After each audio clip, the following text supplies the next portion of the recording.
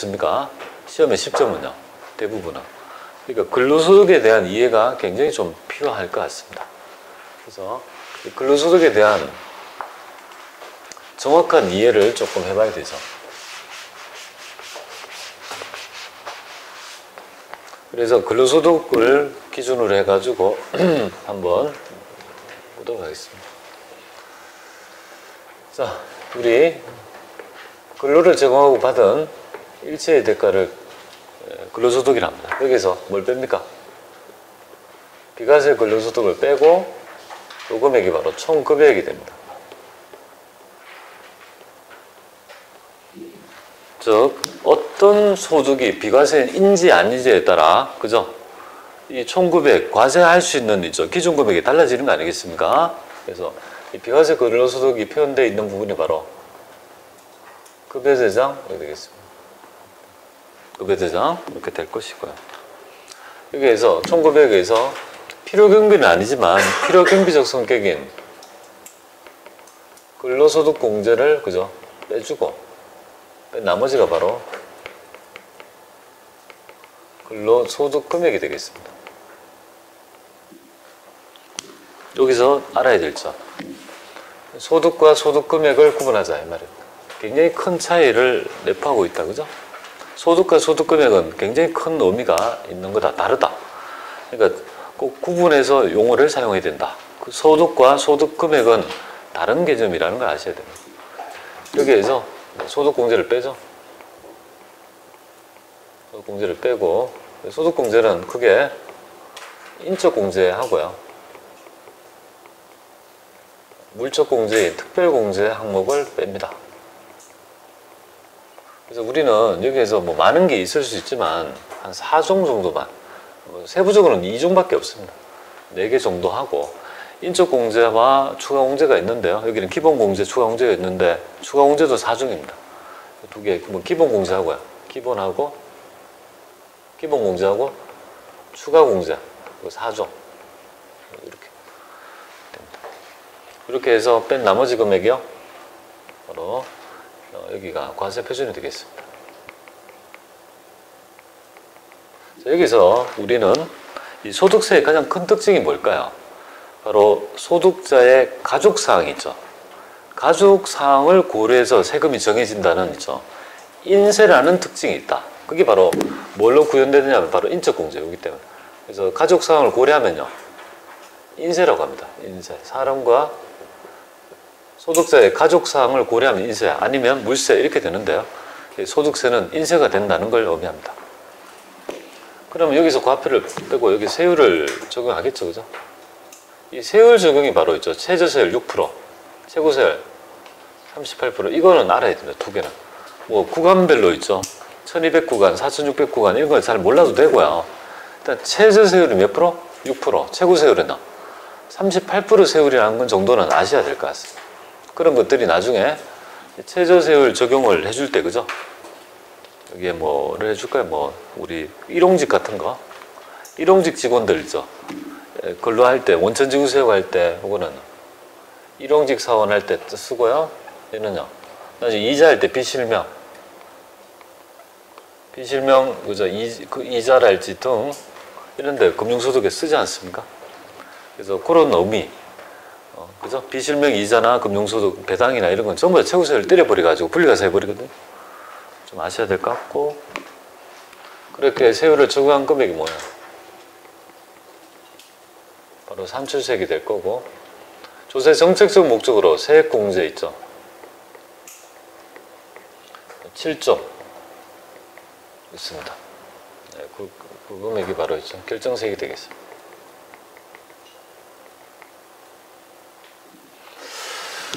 자, 이 결정세액 하기 전에 이 세액공제가요, 바로 우리가 기능적으로 해야 될 연말정산 되겠습니다. 그리고 인적공제에서 우리는 사원등록, 부양가족에 있죠. 사원등록이라는 요 기능을 해야 될 것 같고요. 얘하고는요, 뛸래야 뛸 새 없는 관계가 되죠. 그래서 지금 현재 여러분들은 좀 익혀야 될 부분이 뭐냐면, 그거겠네. 사원등록에 관계된 거 하고 연말정산 이렇게 하고 요거 특별공제 있죠. 사정 요쪽 연결.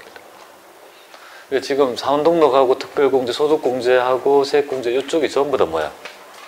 예, 요 지금 묶음이 뭐야? 요 묶음이 바로 있죠. 뭐 우리가 실무시험에 있죠. 급여대장하고 요거 원천세 신고서. 여기 이제 하나 5점짜리가 여기에서 그죠? 여기서 한 묶음이 나오는 거고요. 여기 있죠. 연말정산 여기에서 한 묶음이 나오는 거.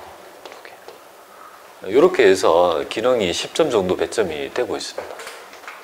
우리는 여기서 급여대장 만들 때 어떤 게 비과세인지 아닌지를 알아야 될 것 같고, 그 다음에 사원등록에 가가지고요, 이 대상자가 부양가족 중에서 기본공제와 추가공제가 되는지도 또 알아야 될 것 같고, 그 다음에 소득공제 중에서 이게 4종, 7종에 대한 얘기 있죠. 어떤 요건에 의해서 있죠. 이런 공제가 가능한지.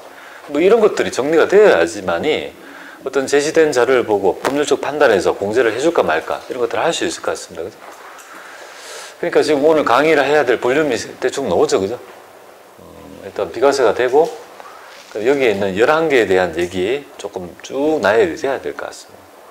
그런 것이 정리되고 이제 이렇게 적용하는 거는 세무위급에서 할 때 있죠. 되고 안 되고 그 정도만 하면 충분한데, 그래서 제가 이걸 나눠드린 거예요.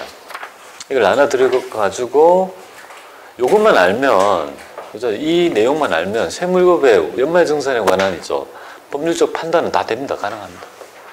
요게 언제 요걸 봐야 되죠. 요기 앞장이에요. 요게 이제 앞장으로 해서 요걸 잘 봐야 돼요. 여기를 의미를 잘 알고 정확히 알면, 어차피 제가 요점 정리를 요걸 해드린 거거든요. 앞에 있는 요걸 해드릴 거란 말이에요. 그래서 요거 딱 하고 있다가 이런 분들은 여기에다가 좀 이렇게 적어가지고 좀 추가적으로 좀 참고를 하시면 좋을 것 같습니다. 자, 그러면 첫 번째 한번 우리 이거 보면, 여러분이 알고 있는 있죠. 이 중에서 요거 얘기를 하고 좀 쉬어야 될 건데, 우리가 지금 과세하는 방법을 제가 종합과세하고 분리과세만 지금 말씀드렸잖아요. 분류과세만. 근데 과세하는 방법이 하나 더 있습니다. 분리과세라는 개념은 굉장히 중요하죠. 그래서 그 얘기를 좀 해봐 드려야 할까요? 일단 그 얘기가 선행이 되지 않으면 이 전반적 구조를 이해할 수 없습니다. 그래서 원천징수 제도 중에서 좀 중요한 건데요. 볼게요.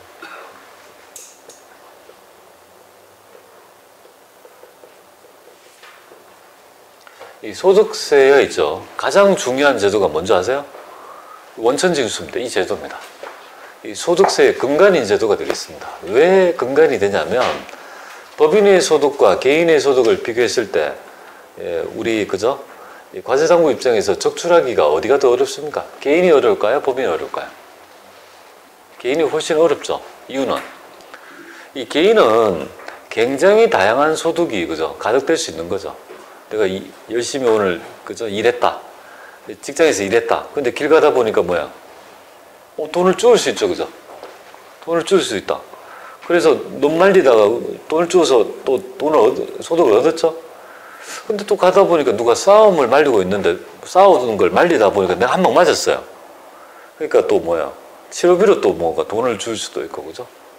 그러다가 치료비를 아파가지고 있죠. 나왔다가 밥을 먹으러 갔다가 아파트 백화점에 경품 있죠. 뭘 하게 응모했는데 또 당첨이 돼가지고 내가 차를 하나 받았다. 뭐 다양한 형태로, 그죠? 그리고 또 선행을 했더니 사례금으로, 그죠? 뭐를 줄 수도 있고. 뭐 여러 가지 형태로, 그죠? 소득을 얻을 수 있잖아요. 근데 과세당국 입장에서는 어떻습니까? 굉장히 복잡하니까 이거는 뭐예요? 얘가 이제 소득이 있는 건 알겠는데, 이걸 돈이 뭔가 소득이 있다는 걸 걔가 안 밝히면 모르잖아요. 그죠? 그러니까 이제 어떻게 합니까? 소득을 밝히는 시스템을 하나 만든 거예요. 그래서 돈을 주는 자가 뭐예요? 원천징수라는 걸 해서 보고하게끔 하는 거야. 내 쟤한테 돈 줬어요. 이 말을요. 그렇게 하려면 그렇게 해야지만이 내가 지급한 소득에 대해서 그죠? 적출이 될 거 아니겠습니까? 그리고 수고문도 내가 해요. 원천징수가 왜 좋냐면, 주머니에 들어갔다가 내가 과세당국에 빼들어내려면 굉장히 힘이 들죠. 그걸 일명 뭐 조세저항이랍니다. 조세에 대한 저항이 너무 강하니까 징세 비용이 너무 든다 이거죠. 근데 원천징수라는 제도는 어떻습니까? 아예 돈 줄 때 그죠? 띄고 주니까 뭐야?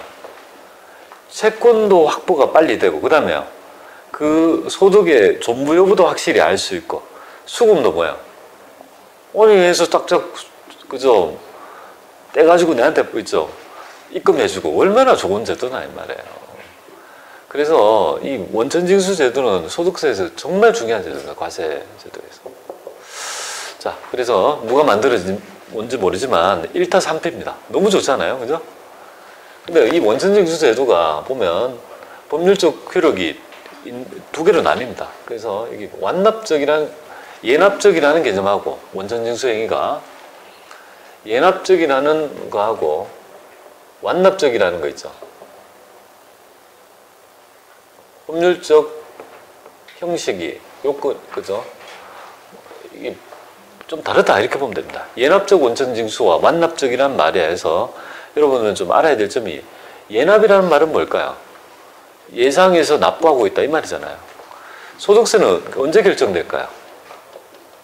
여러분들 결정이 내가 낼 세금은 언제 결정될까요? 한번 생각해 보세요. 언제? 연말정산을 하면? 그렇죠? 그러니까 1년이 지나가 봐야 알죠. 과세기간이 0년주의니까 1월부터 연도 말인데 그런데 우리는 급여 지급받을 때 매달 세금을 내고 있지 않습니까? 그러니까 그 세금은 뭐예요? 확정된 세액이 아니죠. 그냥 예상해서 내고 있을 거다. 내가 정말 내야 될 세액은 언제 결정된다? 연말정산을 해봐야 돼요. 일단 연도말이 지나봐야 되는 거죠. 그러니까 우리가 상용직 직원들이 있죠. 내는 원천징수는요. 여기 가장 대표적인 거. 상용직 급여 할 때 띄는 원천징수는요. 예납적이라는 겁니다.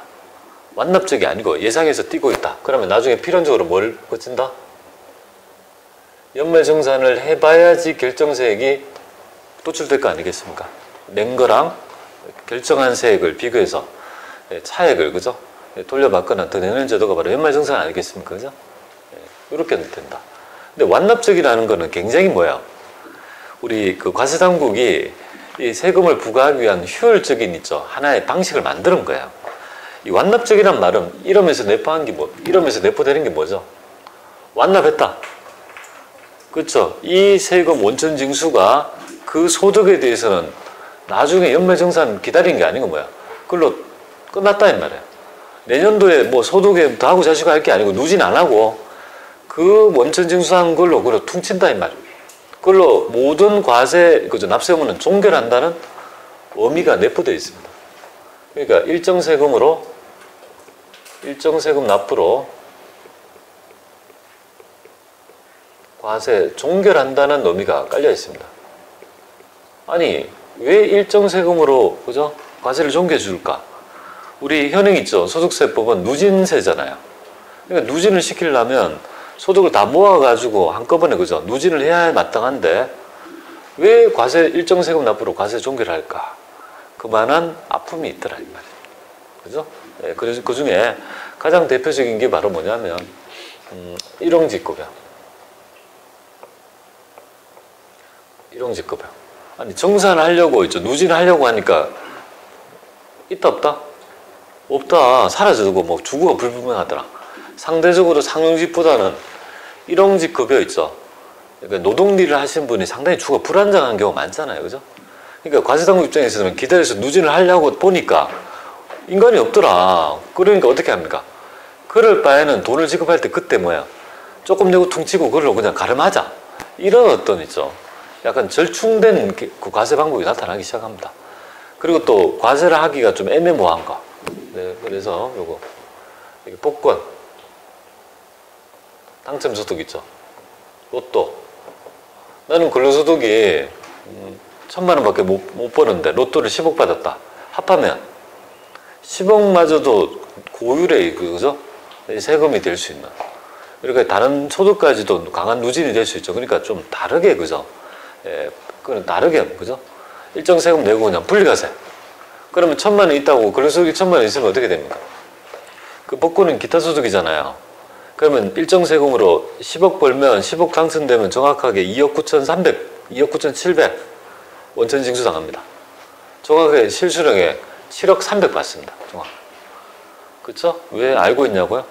항상 어떻게 제가 그렇게 원천 징수액을 잘 알고 있을까요? 계산을 하고 있다. 계산을 하고 있어야 돼요, 여러분도. 복권을 사면 얼마 정도 받을지를 알아야 될 거 아니겠어요? 그러니까 요거를 그 3억 정도 세금을 퉁 치고 분리과세 해버리면 뭐야? 완납적으로 끝내면 요거는 하나의 소득밖에 없죠. 나는 1,000만 원이니까 1,000만 원에 대해서만 세금을 내게 한다. 그 다음에 여기가 2천만 원 이하의 금융소득 까지 하겠습니다. 2천만 원 이하의 금융소득은 왜 분리과세, 완납적 원천징수를 의미하냐면, 그리고 이걸 완납적 원천징수를 뭐라고 하냐면 바로 뭡니까? 이런 것들은 이름하여 분리과세한다. 완전히 다르게 분리해서, 그죠? 완전히 다르게 분리해서 분리한다, 그죠? 완전히 분리해서 과세하는 거, 분류는요 다르게 좀 분류를 해보고 하자는 거고, 분리라는 건 아예 뭔가 같은 방에서 하는 게 아니라 딴 방으로 격리해서 다르게 완전히 뭐야? 떼내자. 그죠? 그렇게 보시면 되겠습니다. 그래서 2천만 원 이하의 금융소득은요 분리과세 하고 있습니다. 그래서 일정 세금 납부로 그냥 과세를 종결한 이유가 뭐냐면 이거 과세 행정 때문에 그래요. 여러분하고 제하고 지금 동일한 소득이 하나 있습니다. 뭔지 아세요? 동일한 소득. 통장이 있다면 금액이 적어서 그렇지 다 이자 소득이 있는 거 아닙니까? 여러분들 통장이 있는 분들 다 이렇게 보면 결산이자가 붙어요. 뭐 적어서 그렇죠. 많은 분도 있겠지만, 그죠? 다 통일된 금액이 소득이 같잖아요. 그죠? 그러면 원칙적인 과세 방법은 어떻습니까? 누진이니까.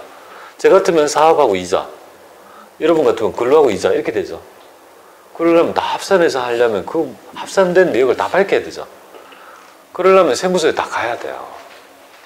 1,800만 명의 근로소득자를 세무당국에 오게 하면요 불가능합니다. 과세 행정을 못합니다. 그러니까 어떻게 합니까?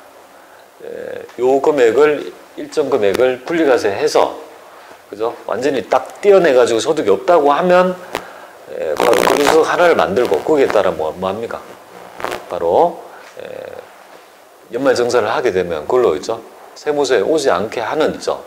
그런 과세 행정을 하기 위해서 이런 분리과세 제도가 있다는 정도만 좀 알아놓으시면 되겠습니다. 분리과세 뭔지 아시겠죠? 요 세 가지는 알아야 되죠. 이렇게 하시면 좋겠습니다. 이렇게 해서 원천징수에 대한 얘기를 좀 드렸어요. 네, 조금 이렇게 하고 좀 쉬었다가 구체적으로 요거 정리하겠습니다. 오늘 급여대장, 그 다음에 인적공제, 그 다음에 세액공제 쭉 정리를 해서 판단하는 데 도움을 드리도록 하겠습니다. 좀 쉬었다 하겠습니다.